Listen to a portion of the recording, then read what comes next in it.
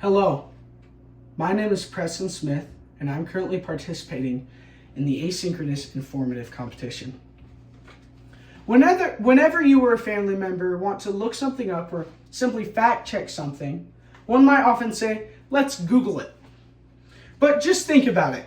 If you were using the internet 29 years ago, and most of us weren't, you could, and you wanted to look something up, you could say, let's back rub it. Because before Google became, Google, its original name was Backrub.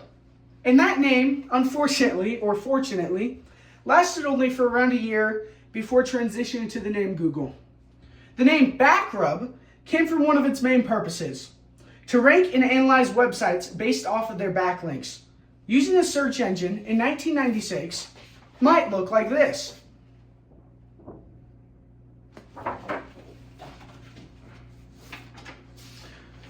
Now, before we get into all the complexities, let's get into the story of Google, or Backrub in this case.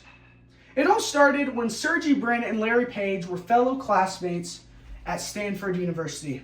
While in their academic studies, they really got to understand the significance of citing evidence in college papers.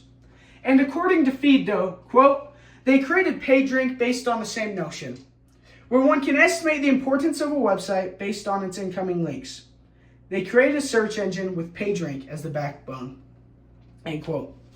It was Page that thought of the idea to use a search engine, and he worked on the coding of it with Scott Hasson, who right now and later on would become influential on the founding of Google.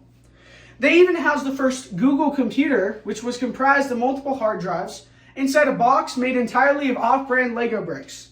It was a year later that they renamed it to Google, which was the misspelling of the number Google, which is 1 followed by 100 zeros. They changed the name because, obviously, some might think it's better sounding, and it showed their goal to organize near infinite amounts of evidence, data, and information on the World Wide Web. Originally, before all Google and it kind of took off, they even tried to sell the company and tried to sell the system to Yahoo for $1 million in 1998, but were turned down because the price was too high.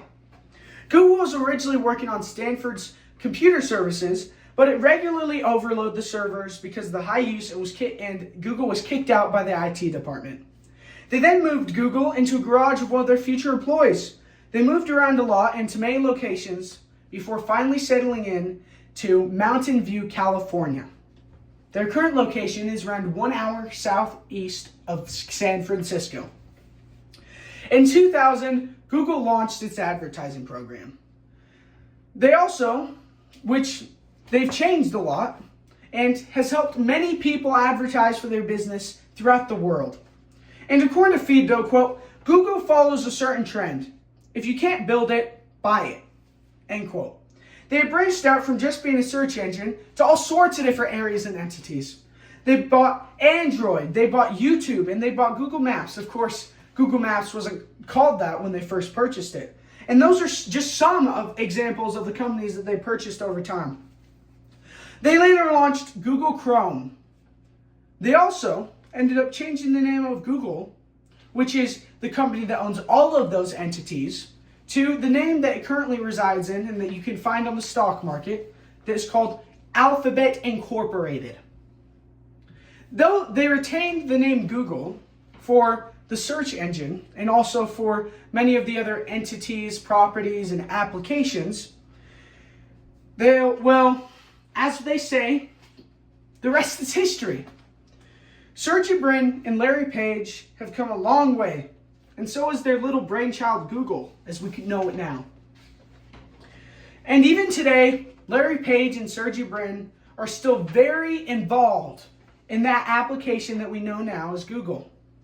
Though they only own around 6% of Alphabet Incorporated, the company that owns Google, they own more than any other investor, as well as over 51% of the voter shares, which is kind of not consistent with the percent ownership. This makes them incredibly influential in that company that was once not more than a computer housed in Lego bricks. They control the hiring of many high officials, the CEO, and many of the actions taken by the company Google. And in closing, whether you would have liked it to be called Backrub or not, it's less about the name and more about the purpose.